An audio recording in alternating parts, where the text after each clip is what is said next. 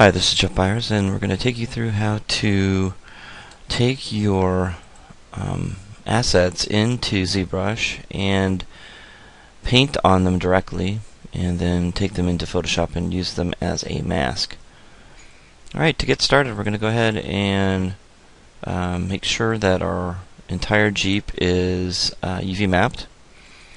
So make sure your low poly is UV mapped. There's no need to do edge loops or send it out as a high poly object into ZBrush for this particular lesson. This tutorial is just based on getting a nice mask from the UVs, and that will help you efficiently texture your objects a little bit better so you don't have any overlap. Alright, so let's get started. So the first thing you need to do, you need to edit, delete by type history, modify freeze transformations, and of course center pivot. So the entire object needs to be broken up in pieces. This makes the masking a lot easier. It is time consuming to do this process, but in the end it gives you better control in Photoshop. So let's go ahead and get started. Just select an object, make sure that is UV mapped. So let's look at the texture space for this. As you can see, the outside of the vehicle has got the most texture space. Another thing I want to note is to make sure in UV Snapshot that you have your texture set at 4096 by 4096. This is twice as large as most engines will handle, but it's nice to start out like this in case you do run into a situation where you need to have the higher resolution. So always start, just double what the art director tells you that he needs. So if it's a 2048, that you always start with 4096, and then you can down res. Alright, once you send that out, you're ready to go. Make sure you save your scene. And as you can see, I've got all of my pieces in a layer. I got over 35 pieces, so I'm only going to do one piece to show you how it works, and then it's up to you to do the rest for your vehicle. Okay, so let's go ahead and you need to have the OBJ plugin selected, so make sure you go to Windows, Settings, Preferences, Plugin Manager, and of course plug in the OBJ. Alright, once you do that, you're able to export. So let's go ahead and go to File, and let's go to Export Selection, and make sure you select File Type, Export, OBJ Export, and then Export Selection. Now since I've done all of these, I'm just going to go ahead and click on the body that I've already done. I'm going to go ahead and export that selection. Okay, there you go.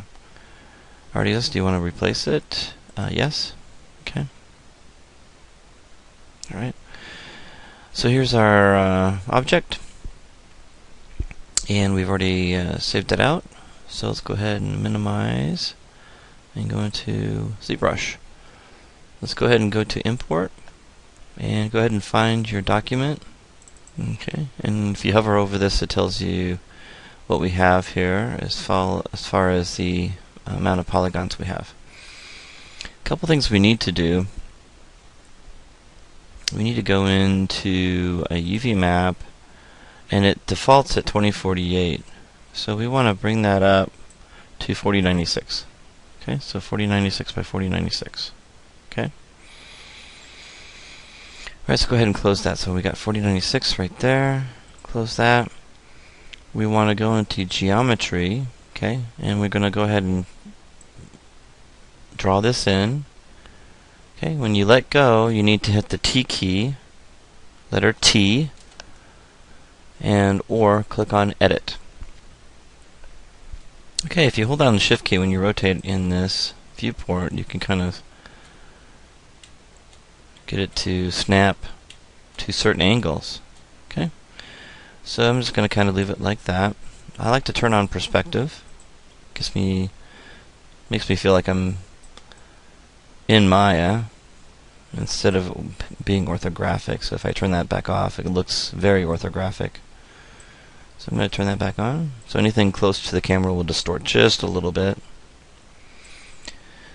Right, next thing we're going to do is, because we're going to divide this, we need to turn off smoothing. So if I don't have any edge loops supporting that edge where we want it to be smooth, it'll cave in. So let's turn that off. Okay. Since I don't have edge loops, we brought in our low poly, not the high poly. So we're going to divide this. And we're going to divide it until we get into the millions of polygons. So we're at number 5. I'm going to keep clicking on it, and you can see that my active points is 325. I'm going to divide it one more time to 1.299, and then we're going to do one more time, divide it to 5.195. So we're at 8 subdivisions on this particular model. That'll work well.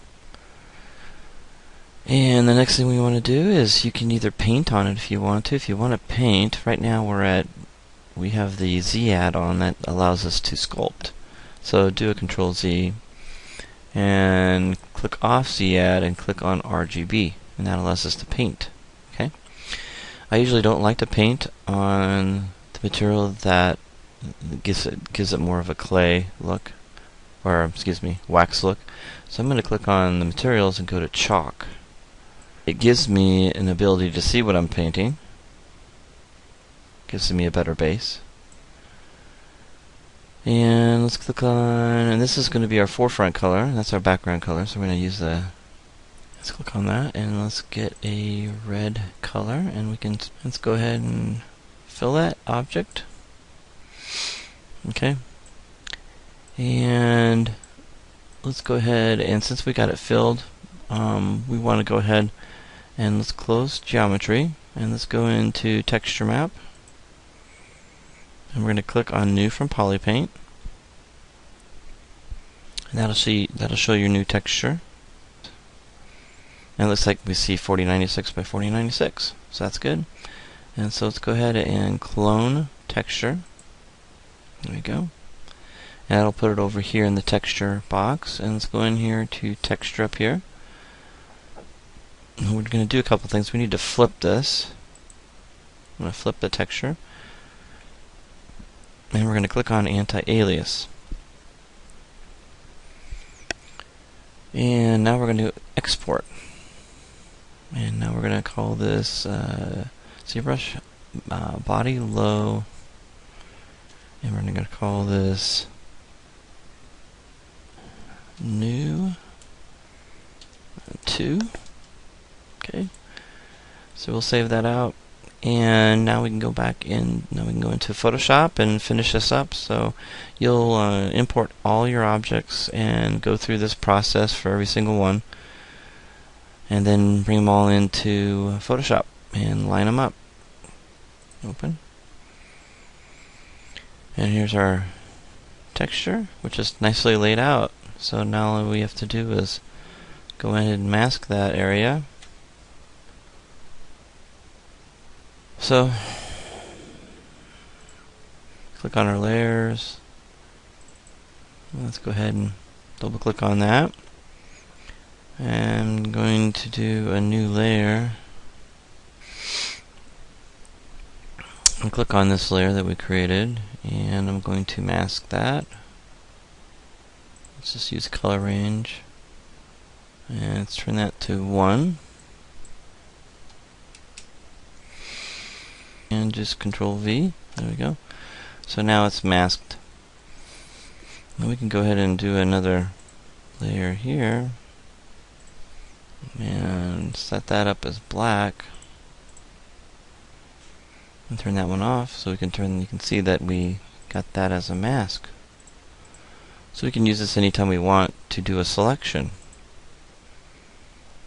So if anytime I want to do a selection, I can by just clicking on it and then doing an invert. There we go. So those things are always selected. So you can put your textures underneath anytime you want to. Alright, so that's it. And you'll do that for every single object that you bring in. You'll place it.